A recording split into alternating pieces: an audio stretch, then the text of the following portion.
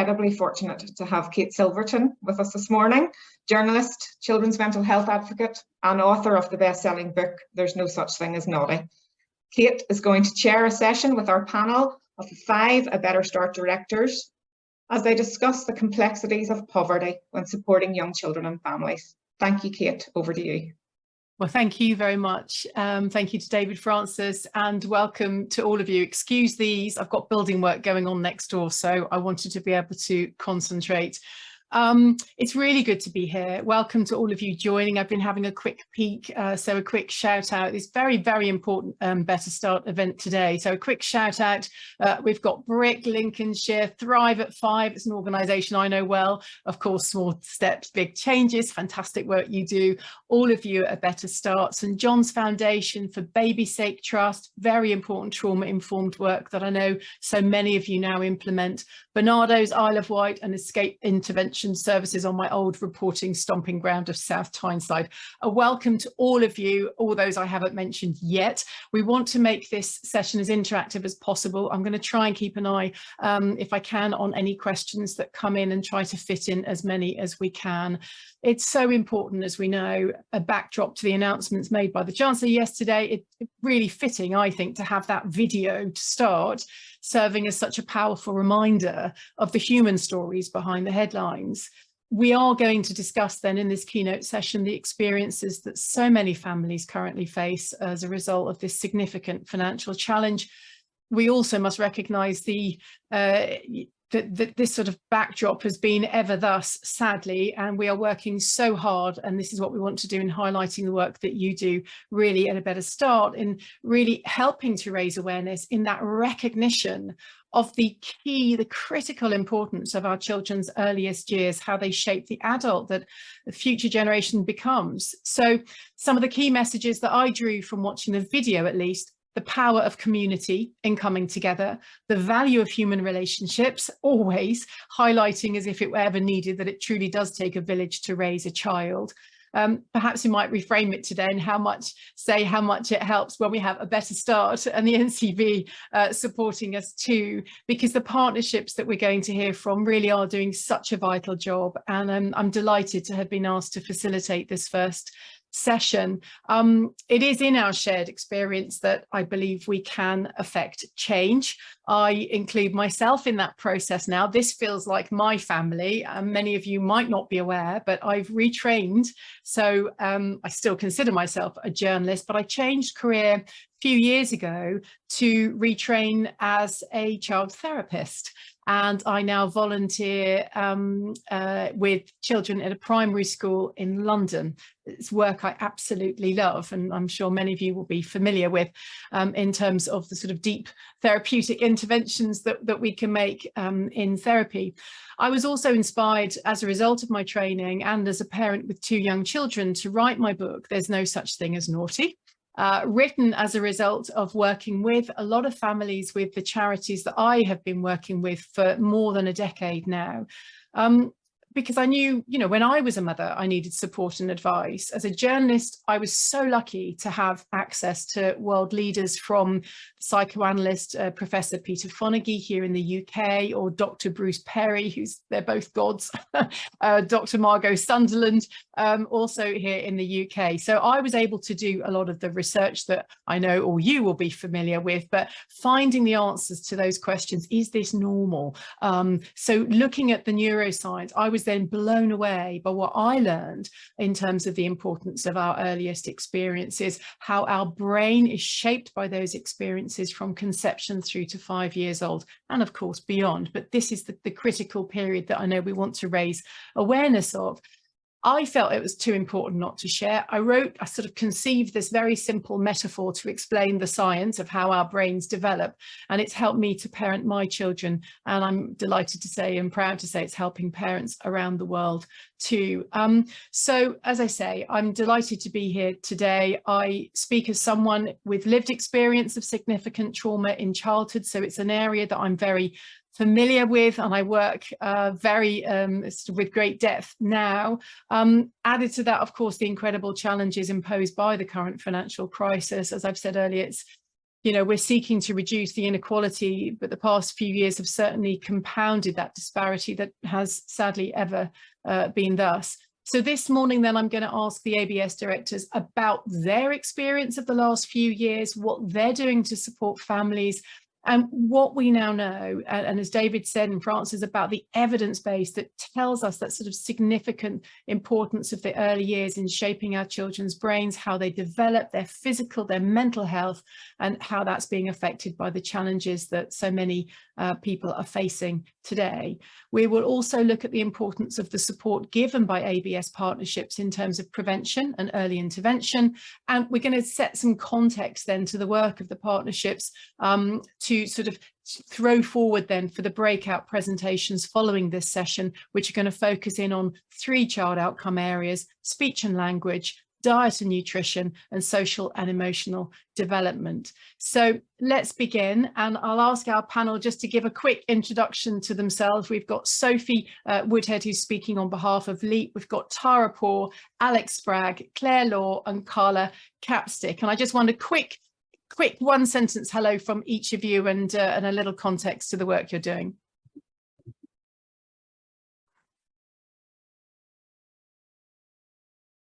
I go first, guys.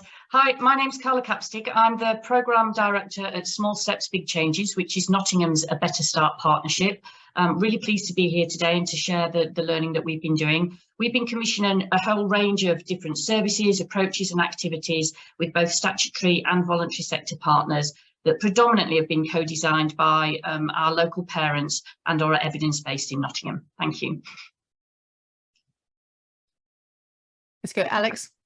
I'm Alex Spragg. I'm the Programme Director for Better Start Bradford, so working in 3 very disadvantaged wards in Bradford, a very diverse area, working with families predominantly from South Asian communities, but also a number of other significant ethnic groups. Again, a vast array of services provided. We commissioned up to 20 different interventions, and really happy to kind of share some of the learning that's come from the programme through these discussions. Thank you, Claire. Hi everyone, Claire Law, Director of the Centre for Early Child Development, which is driving the Better Start partnership in Blackpool. Yeah, just really thrilled to be here today and to share some of our learning. And Sophie? Good morning everybody, my name's Sophie Woodhead. I'm the Assistant Director of the Lambeth Early Action Partnership, LEAP. At LEAP we work in 4 specific areas of Lambeth, much like all the other A Better Start sites, commissioning a vast array of services, working directly with children and parents, but also working heavily with the various different workforces involved in early years, and seeking to achieve some systems change in the local early years ecosystem. Like to hear that. And Tara? Thank you. So I'm Tara Poor, Director of A Better Start Southend, and we work in the 6 more disadvantaged wards in Southend. Like the other ABS sites, we focus on the pillars of child development. We also look at community resilience and system change, and we're very determined that we make lasting change for the families of Southend. In terms of sort of flexing that, we continue to be focused on child development, but it is very much how we respond to what is in front of families and what has been in front of families for the last 3 years, where the world has just changed so much. Okay, all right, well, thank you very much for that. It's good to see you all. Let's dive in. I'm going to start with you, Alex, if I can. We all know, I think all of us here know, that we've needed to raise awareness, more awareness around what's needed for good infant mental health and baby brain development. I think traditionally it hasn't been given much priority, but we've seen with the Princess of Wales campaign that I've been involved with, the Shaping Us campaign, that's been absolutely brilliant, and of course your excellent work in the field. Do you think we are now seeing a shift change in the mainstream public health agenda? Can we hope for that, do you think? Well, I think we're certainly hoping for it, and we are seeing a shift, and as you say, the Start for Life agenda and the priority that has put on parent-infant relationships and infant mental health has started to do that. It's also, again, one of the things that we've found throughout the partnerships is the importance of, as well as getting that understanding at kind of policy level, is really embedding that within the workforce themselves and with parents and families. Again, it's fine for it to be understood from at a professional level, but really being understood and really bringing to families at a level that is understood to them what we actually mean by a term such as infant mental health. So as a campaign across all 5 partnerships, there was a campaign called Big Little Moments, which provided visual images for families and little videos that could be used by practitioners, such as health visitors or people working directly with families. And we also took that then another stage further during the pandemic within Bradford, through with our Little Minds Matter, our parent infant service, to develop a series of videos that were actually videoed by the parents themselves. So it was done during the pandemic, so it was done all captured on phones, but really demonstrating some of the interactions that happen between parents and their children that contribute to the baby's brain development, and how they themselves play such an important part in their baby's brain development. And I think that's been something that, as again, whilst we've really wanted to make sure that the policy level and the understanding and the importance of things like services such as Little Minds Matter are, that we also need to make sure that is replicated. It's got to translate. Yeah, no, and they're great, those videos. I'd recommend anybody sort of logging in and having a look if they haven't done already. Just a few quick thoughts from you, Claire, and then Sophie on that. Yeah, so just to build on that, really, some of the work that we've done in Blackpool has been in relation to taking the complex scientific concepts about early child development and making them accessible, as Alex said, both to communities but also to the workforce. So really trying to develop a common language approach with the aim of making babies' brain development something that doesn't seem like it's somebody else's business or just for psychologists, but really kind of trying to bring it to the masses. I think the Shaping Us campaign is absolutely brilliant in terms of, we've been doing this for 7 years now to try and inject kind of new momentum into this broader understanding. But equally, NSPCC have run a campaign called Look, Say, Sing, Play, which has been absolutely fantastic, and equally the Big Little Moments campaign as well. So locally, I think what we've tried to do is, sometimes those big campaigns still feel slightly out of reach for communities, so really trying to bring them into communities through really simple tools. So something that we do is something called the brain game, which is a way that we can weave those complex messages about brain architecture into a really fun and simple game that we play within family hubs or children's centres. But equally, we've implemented that through things like antenatal education and health visiting, so that parents are getting these messages from each other, but equally from the workforce that they trust, because we know that more knowledge about something will equate to kind of more mastery over our own lives and our futures.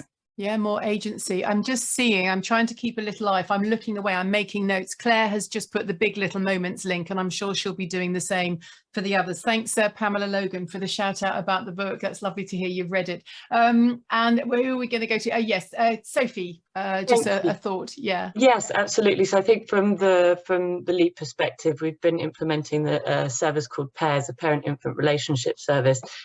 And much as Alex and Claire just mentioned, I think what we've learned is the importance of really having a joined up service offer, so that the clinical offer doesn't exist in isolation.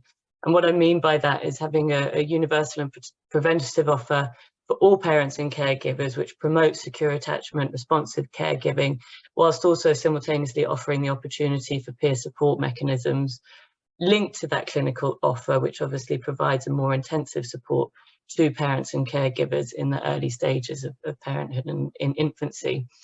I think what we've seen from that is having this comprehensive package that enables greater reach and engagement with parents and families, and supports caregivers of young children before potentially needing that clinical support. But having this preventative, or maybe better said, well-being based approach, really enables greater outcomes, but it also engages with different members of the workforce to support a really broad understanding and uptake of what it means to deliver infant mental health and parent-infant relationship services. Thank you. I think we can take a lot of hope from what we've just heard there. Thank you very much. Let's then look and drill down into some of the more pressing issues that might prevent, you know, some of those ripples and those sort of what you're putting in the pond, as it were, landing where you want them to. So the most pressing issues that you think you and the families that you're working with are really facing currently. I mean, obviously we've got the obvious, but let's just drill down into that a little bit, starting with Claire. Can we on that? Yeah, sure. And I think that there are hundreds of really obvious pressing issues for families that I think we're probably all aware of. So I guess I wanted to just shine a light on what our communities have told us, which actually one of the most pressing issues for them is the feelings of stigma and shame that are attached to living within a cost of living crisis or within the context of poverty, and it's something that families definitely feel and experience. You'll have seen some of our families on the video at the start.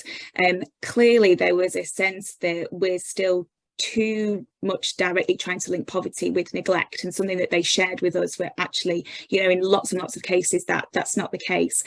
And also as professionals, we try and overcomplicate solutions to their problems. So we've worked alongside communities to enable us to respond quickly, to try and diversify our offer, build upon the work that's already taken place in relation to poverty aware practice. So we learned that some of the key issues facing our families were things like form filling or red tape or barriers that were in place, the stuff that they're entitled to, but either they don't understand that they're entitled to it, or they try and are just knocked back really quickly because maybe they just put their name wrong into a form and called themselves something that maybe that form doesn't particularly recognise. So what we don't want to do is try and fill the system with extra services and families can then start to fall through the gaps. Let's try and get families access to the stuff that they're actually entitled to and help them to understand that better. And just a quick one then, how do you do that? Because as you say, there's that thing of coming forward in the first place, and then it's trying to unpick, because it's, as we all know, anything like that, it could be terrible. I find it difficult at the best of times. Yeah, so what we try and do is promote everything that's available through quite a universal approach, so people don't feel like they're different. They feel like, oh, everybody's probably getting this. So the use of things like social media, really short videos explaining, showing, kind of holding people's hands and taking them places, the really, really simple stuff that actually it's, you know, often as professionals we might think it's something much more complex, but it's the simple stuff that makes a difference. Carla, thank you for that. Carla. Thanks.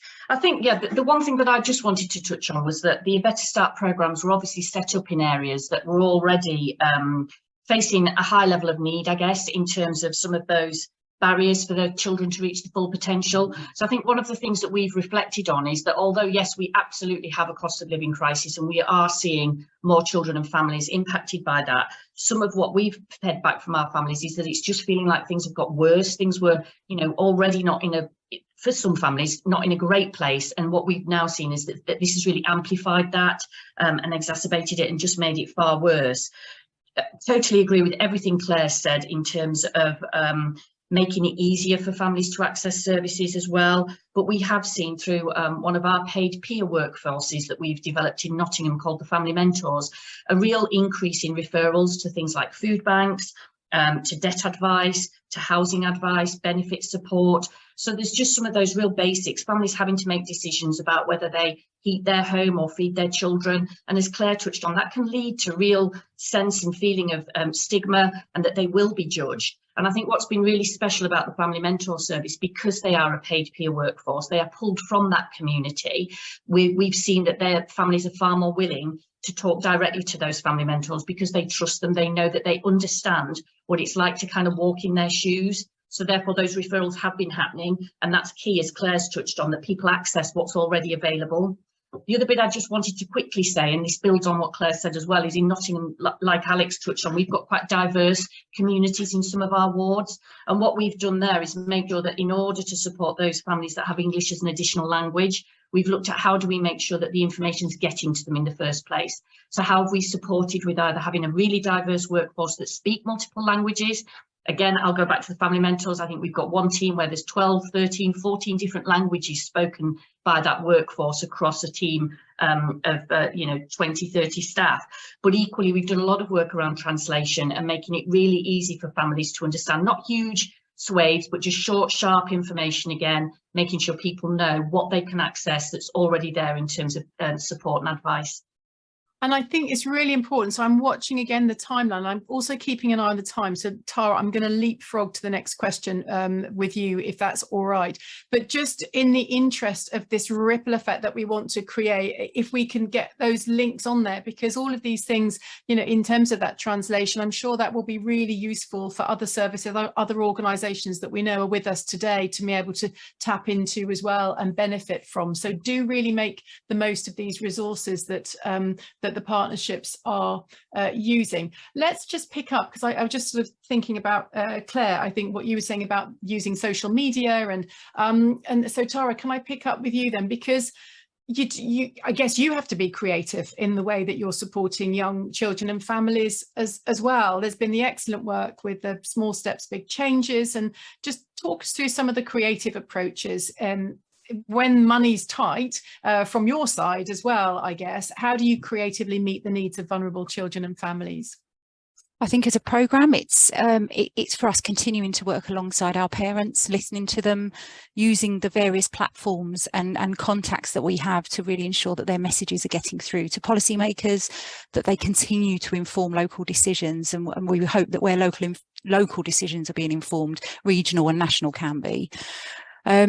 More on that sort of the ground level, we've found really in the last sort of year or so that there's an even greater need to go to the places that families are, rather than constantly expecting families to come to us. And I think, you know, that's very much sort of the service world, isn't it? And we need to be really clear that we are there. It's a flexible offer. And actually, sometimes that can reduce costs that are attached to delivering something. If we go to those spaces, it's around our staff and volunteers really understanding what is in the locality, what is there, what is existing, building those relationships and coming together as a community of practitioners, of families. One thing that we sort of, some of that creative work that we're really trying to look at is the social media and online access to information. And I think that's really key. We also know that there are families that don't have that access, so it is around the balance. We're very much looking at how we focus activities seasonally and to really getting the maximum out of what's available. Outdoor space, we're very lucky, like our colleagues in Blackpool, that we've got parks, we've got beaches. You know, how do we really use that to bring communities together? And sometimes it may be putting a Facebook post out and bringing people together. That doesn't need a room hire, that doesn't need to bring lots of, you know, practitioners together. So it really is thinking sort of outside of the box, but most importantly being informed by our parents and communities that we're working with. That's what makes this work. I'm just looking at two comments that have come in. Family Mentors, an amazing innovation in Nottingham. Love that they can also deliver triple P2. Nottingham Family Mentor teams, absolutely fantastic. And such a good point going to the families, says Stacey Mann. Isabel's asked a good question, actually. How do you increase engagement of families on social media? I was wondering that. Thank you, Isabel. Anyone want to just take that question quickly? How have you done that in terms of increasing engagement? Yeah, I can take that question. I think a lot of the increased activity that we did on social media was generated through COVID. So it was something that maybe we'd not really kind of put high up the priority list previously. What it actually meant was that we increased our reach, but meaningful reach. So people actually commenting and interacting. And then we have something called community connectors, similar to the peer mentors there. And we were able to then connect those individuals that had contacted us through social media with a connector who could then go and offer additional services. So I think it's really about offering something in a way that doesn't feel that people are different to anybody else. So accessing something through social media just is the norm nowadays, isn't it? So just being really creative, but definitely generated for us through COVID. Great, thank you. There's been a lot of focus on childcare. I've wondered about the reduction in children's centres and the increasing closure of nursery settings. as a result of what we've had. So Alex, Carla, how do you continue providing the high quality services amid the current staffing crisis and other challenges that I imagine are there?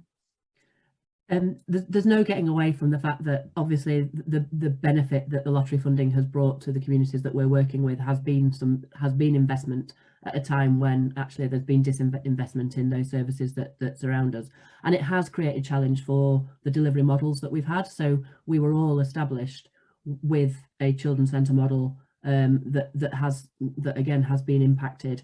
Again, the settings that we are working with are obviously facing significant challenges, and again across all 5 partnerships we've seen closures of early education and childcare settings within our areas. So it has been about how we, and again it comes back to what has already been said about us working with families and communities themselves. We locally in Bradford we've had a fund that has been available for parents and grandparents to be able to set up activities themselves. It's called the Happy Early Years Fund, and is about engaging them in providing some of the activities that actually some of them were saying have been lost. It's some of the the stay and play activities that were part of the children's centre offer initially, and were the things that have been withdrawn as the services have become more targeted. So that's been a way in which we have been able to enable our community themselves to react to what they felt was a loss within their community, but also take some responsibility and develop skills which they have then been able to kind of build on with, and obviously then explore how they can further those. We've linked with we've got a partnership with the Early Years Alliance to be able to develop the skills within those kind of stay and play groups as well. So that again we're thinking about our wider workforce. Again, we've lost a significant amount of professionals across both health and social care through some of the kind of austerity measures that have been taken, and we're really looking at how we're kind of building a future workforce so that quality continues to be a significant strand in whatever offer is available within the early years. And Carla? Yeah, thanks for that, Alex. I think I'd just like to add a point in, and this is particularly for the policymakers and the decision makers who may be on this call. I think in the context of what we're talking about here, in terms of improving outcomes for vulnerable children when we're facing increasing adversity, you can't do that well without investment in early years. And I think we've got to be clear about that. And the budget yesterday shone some real beacons of light around that area, but we have been in a privileged position. But I would argue if you really want to see long-lasting impact for change for families starting in early years, then you've got to invest in it, and there's no two ways about it. And whether that's around investing in the buildings, investing in the services, investing in the workforce, that's got to happen.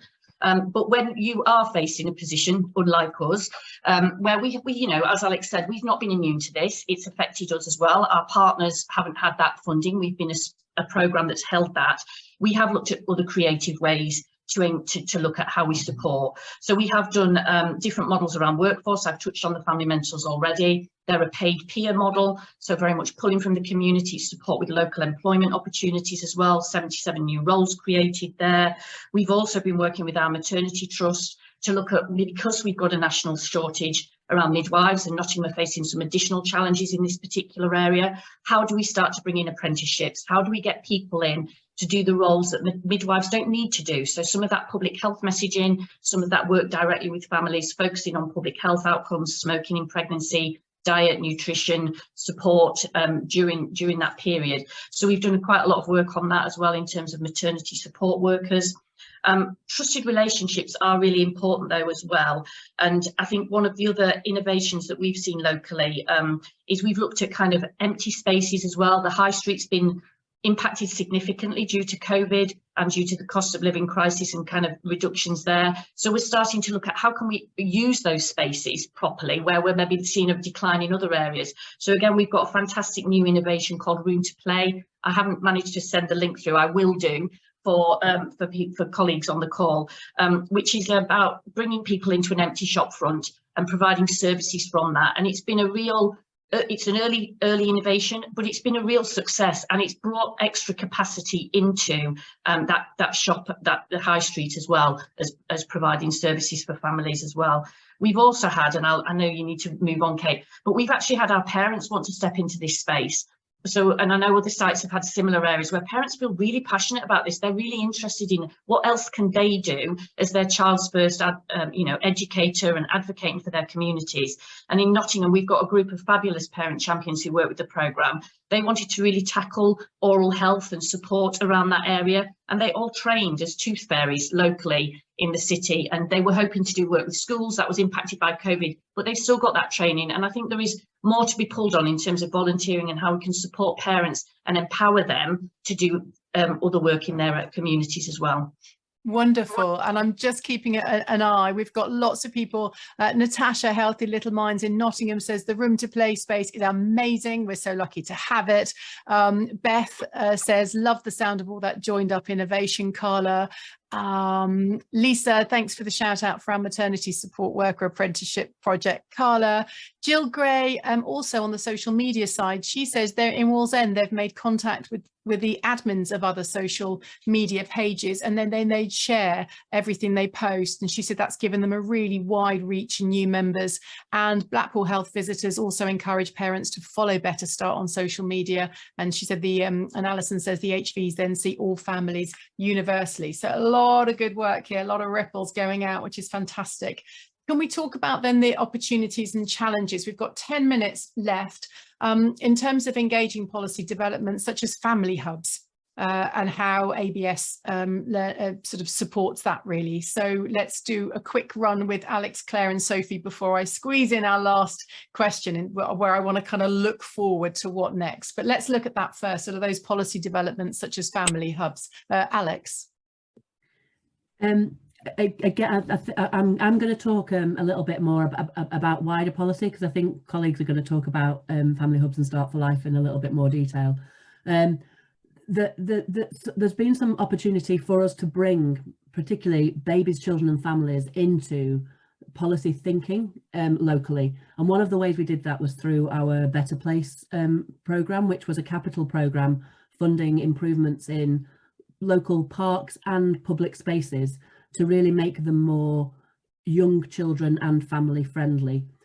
So there's some big investment in the parks, but there's also things like actually clearing walkways on the kind of on the ways into kind of nursery and school provision that provide opportunities for families to have a little bit of fun on their walk to or from nursery, but also opportunities to talk. And the other big factor for us in Bradford was are the pollution levels and the impact that has particularly on children, and so actually creating greener spaces, and that has really made a difference in relation to the thinking that's happening at a local authority and then more widely in terms of the kind of Yorkshire and Humber level around how we plan for children and families in our wider kind of planning thinking. And that has we have started to see those ripples in terms of families being at the forefront of some of that thinking.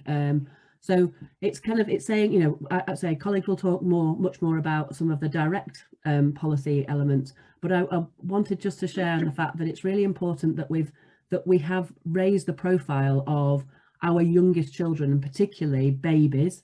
In Bradford, we also have a baby week, which again we promote across the whole district and to people working in all areas, to really get people understanding that actually the investment in the earliest years is really important for all of us, and also kind of draws in lots of other areas of policy other than those that directly impact on families.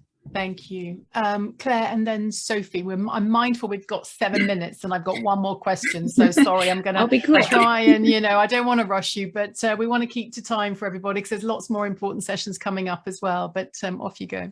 Yeah, so I think it's great that Better Start have been hugely influential in the development of the Start for Life work, which everyone will know about. So helping to ensure that 75 local authorities eligible for the funding don't only benefit from that funding, but also from the incredible investment from the National Lottery, because it's really building on the work that we've done. So I think it's a huge opportunity to capitalise on the learning that we've generated. However, I do think one of the challenges that still remains is that the Start for Life funding is still a relatively kind of short-term funding pot, and we don't know what's going to happen beyond 2025. So whilst, of course, we all would welcome any funding and new investment into the early years, because it's really, really important, it does take time to measure impact and to measure outcomes, particularly of prevention and early intervention, which is just a minefield and hugely challenging to kind of attribute particular outcomes to certain interventions or approaches. So I do hope that the longer term tracking of outcomes is built into policy development, so that we build on Sure Start and the work of a Better Start, and really take the learning in terms of how we generate evidence and impact as well. Thank you, Sophie. Absolutely, so I couldn't agree more in terms of that, measuring those outcomes over a longer period of time. I think in terms of our engagement with Start for Life, I think it was really encouraging to see how all the ABS sites were consulted, visited by in the development phase of the Start for Life guidance, and then how that's really reflected a lot of the key areas of work that all of the different sites have been doing. In terms of the key kind of crucial child outcomes, and also how it's created space for areas such as perinatal mental health and parent-infant relationships as well. We see that as extremely encouraging, and you know, working towards, I think, as part of the sustainability of all of the services that we've been commissioning, this presents a great opportunity to scale and to embed some of those services in at a local level, whilst also simultaneously being able to continue influencing and continue supporting the Start for Life teams at a central level. Maybe one additional challenge, and this links back to the previous question too, is around the focus of Start for Life is very clear, but we know the workforce in other areas, the early years ecosystem is extremely important, maternity, health visiting, childcare settings, and so ensuring that investment in the broad workforce that touches on early years is really important, but a fantastic opportunity nonetheless. Yeah, and thank you for that last segue, because you mentioned sustainability. Of course, that's absolutely critical. So final thoughts to Carla and Tara then, because how can you make sure then that the learning from A Better Start continues after the programme comes to an end? One of the ways that we're doing that, Kate, is to look at kind of how we influence our local system leaders and decision makers and commissioners to embed what we've done, and not just what we've done, but how we've done it. Regarding our services and our approaches into future plans. And I think what I'd highlight in Nottingham, especially around how we've done things, is we've got some really early green shoots of promise around that, considering we've still got 2 years left of the funded period. We've made absolute use of kind of the policy that's come out around health and social care and the integrated care systems. We've been working with our colleagues in the Integrated Care Board to embed our approach to co-production into their new model. They've taken lots of other views as well. And that's helped to support and inform their strategy going forward and their co-production based on the NHS guidance that came out for integrated care systems, and the NICE guidance around shared decision making. We've also looked at how can we influence the integrated care partnership strategy. They now have a Best Start for Life aim that is shared across the City Council, the County Council, the CCG, all the provider collaboratives in that area. So we've really jumped on that space, as well as the work that we've just touched on in the previous question around family hubs. And I think the final point, and I'll let Tara, because I know she's got a very different bit around kind of learning and legacy to share on this, is I think all of us have had to become real chameleons at how we take the learning from our different programmes and match it to different and emerging policy, and whether that's at a national level or a local level. So one example I just wanted to share is some of the work, again, it's early stages in Nottingham, but we're really looking at our work with the local city council and business partners around breastfeeding as being a green and environmentally friendly issue. Now, that message might not land with parents in terms of why breastfeeding is a good initiative, but it certainly lands with our city council, who have got an ambition to be a carbon neutral city by 2028. And I think Imperial College London did a study back in 2019 that highlighted that if we could just increase breastfeeding rates in the UK alone, that would be equivalent to taking 50 to 77,000 cars off the road. So, you know, that lands well with them, wouldn't land with parents. So it's that bit about how do we package our messaging up in different ways to kind of really drive through change. How do you do that then? That messaging? I think some of it, it's just about how we present it, making sure we've got really good data, really good evidence, case studies, examples, real practical steps as to how you might start to embed that. We've had a big public health campaign. We've engaging now with local businesses through our business improvement district to say, you know, this can support you in your ambition to be carbon neutral. Come and have a conversation with us. And they've obviously got access to different funding that we don't necessarily see in the statutory and the voluntary sector of businesses. So, you know, there's things to do there around social investment as well, and some real opportunities to link in with businesses and other less obvious partners, I guess, in the early years space. Well, on that, I mean, it's great to hear, because Beth has just said from close-knit families, very interesting, not thought about the green impact before. Yeah, Jill, we had a comment from a parent last week that it was only when breastfeeding that she knew her child was getting enough to eat. Now he's 3, she worries she can't afford to feed him. It's just encapsulates, I think, what we're just talking about. Tara, thoughts from you then? Thanks, Kate. So we're absolutely determined that 2025 is not the end of the Better Start journey. We have recently established a community interest company that is tasked with taking forward elements of the legacy of the programme. Within that, it's working alongside a Better Start Southend currently to develop those relationships, ensure that there are some really good mechanisms to secure succession funding, to continue building those partnerships, because for us, and I think it's been quite apparent through everything that's been said, it's the partnerships, and it's specifically our partnerships with the community that make this successful. So we're doing that now. We're making sure that legwork is in place. So we just continue, and we think about the next 10 years. Sort of on a wider piece around the continuation. It's absolutely clear and evident to us that all policy development and activity, and I mean all, so across all sectors, should be made through a childhood or child development lens. Everything we do should have that focus, and that's from the business districts, you know, down to the NHS. Everything that we do has to have that lens. And within that then, and I must add this on here, is that there has got to be proper investment made locally, regionally, nationally, and not just investment, but attention given to early years, from maternity to nursery provision. It is the only way to really ensure that there's that fair and universal access to support, advice and services. And we know that it paves the way for cost reductions later down the line. We know it. It's there. The evidence is, you know, we've got years of this evidence. And that is the way to change that, with that childhood lens through all of that. And for us, it's just continuing that partnership working. And actually, that's really helpful with the co-production to inform policy and commissioning.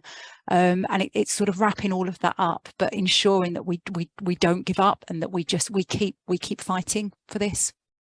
Well, we can't sort of end on a better comment than that. And I think, I mean, I can reflect on sort of what I've heard in quick summation, because we've just got a few minutes before we finish, but you know, involving parents, keep it simple, that peer support, remove the stigma, listen to parents, flexible offering. I love this sort of entrepreneurial sense that I think we're getting today, and lots of people are commenting in terms of the sort of synergy that you can create, you know, between different organizations and policymakers.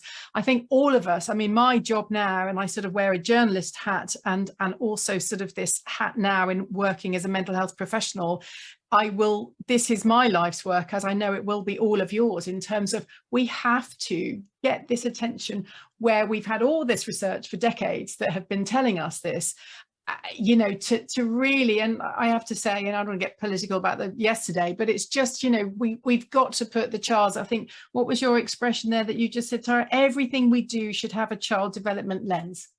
That's my takeaway from today. Everything we do, whether we're policymakers or, you know, us working in the field. But what I also take away from today is hope. And I'm sure that's what we're going to hear a lot more of as well. But I hope that's what everybody else feels from having heard from the various partnerships, that there is hope. And we can take our steps. And I know it's hard. We all, you know, we're all in it, and we know that there are challenges. But I've got a lot of hope just personally from hearing what you're doing. And I love that, you know, we have got to pull together. We've been so much sort of isolated. But when I look at the work that you're doing and bringing all these sort of innovations together, and I'm looking at the messages and seeing people think, right, okay, we might be able to do that, and sharing best practice. So thank you to our panel. It's been really enlightening. Really appreciate you, applauding your work. Thank you very much for doing the work that you do. We have only got 1 minute, so I'm not sure I've got time. Does anyone want to just squeeze in a last message for everybody watching? Anyone got anything burning that we haven't actually brought to the room that you just want to, as a takeaway, in a sentence? Anyone?